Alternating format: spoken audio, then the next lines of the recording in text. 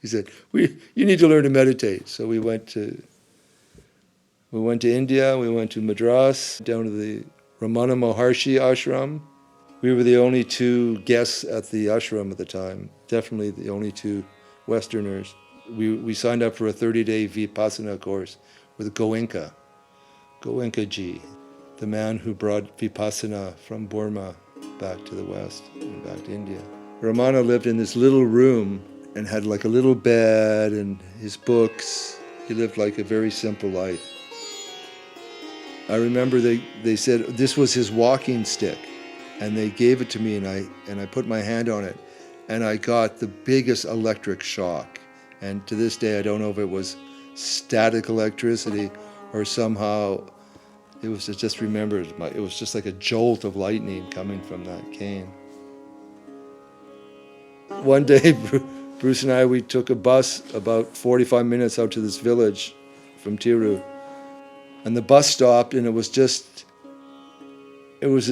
little village, but all it was on one side it was kind of a fruit stall, on the other side was kind of a half-built, they said it was a community center. And the fruit stall, there were people lined up. There was a Baba sitting on a table, this big fat Baba, looked like Captain Kangaroo, with his hair done up, and his nails were like 2 inches long, his toes and his hands, because he never left that cart.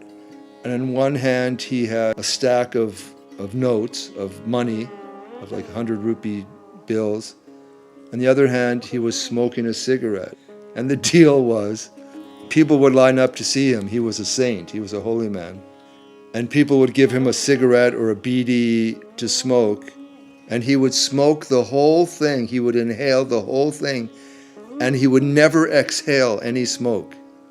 And his deal was like, he burned through your karma by taking in all this smoke, and he didn't exhale it. I don't know where it went. Or you could give him a piece of fruit, and the fruit would never rot. He would preserve it. There were like 30 people in line. I waited. And then he put some vibhuti, some ashes on your forehead, and then you give him some money, because he's showing you like cash, bills, 100 rupee notes. Apparently took this money and he was building the community center for the village, for the people of the village across the street. We were there in line, and there was this Indian guy kind of standing on the other side of the road, leaning against a wall, looking so bored, and we started talking to him. I go, "Hey man, what's up?" He goes, "Oh, I'm his disciple, I'm his student. And I've been standing here for 9 months waiting for him to tell me something. He hasn't said anything." And I just watched this scene every day. That was Puni Swami. And that's where Ram Ram was. Ram Ram in Tiru. Yeah, so I jumped from the thing that brought me to Tiru, from drawing the owl. So Bruce had been to Tiruvannamalai before, been hanging out with this holy man named Ram Surat Kumar. We used to call him Ram Ram. And he was this crazy beggar with wild eyes, long hair, and a long beard, and a coconut begging bowl he used to wear on his head. And every day he walked around the holy mountain in Tiru. It's called Arunachala, and it's supposed to be a super powerful vortex of energy, and it's about a 4-hour pilgrimage around the mountain. He had 2 helpers, servants, walking behind him, carrying each in either hand, 2 big stacks of newspapers tied up. And every night, Ram Ram would come into town and he would set up shop.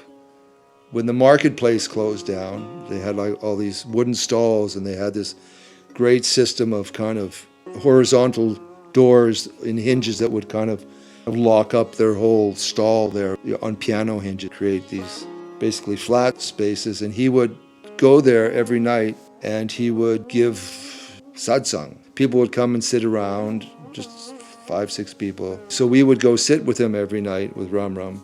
And Ram Ram was a chain smoker. He was always fidgeting and smoking, and his hands were kind of shaking, and he was just smoking. He always had a big fucking carton of cigarettes in front of him.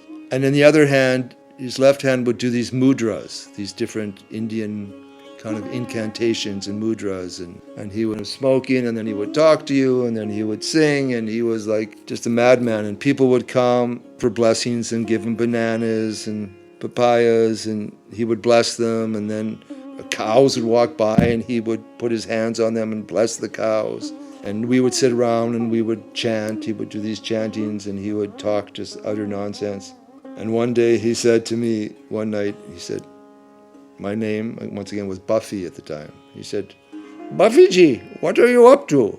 And I said, well, we're just waiting. In a few days, we're going back to Madras and going to do a 30-day Vipassana course with Goenka-ji.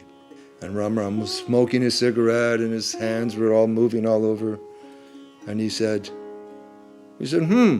Buffy-ji, your way is singing and dancing, but you go try.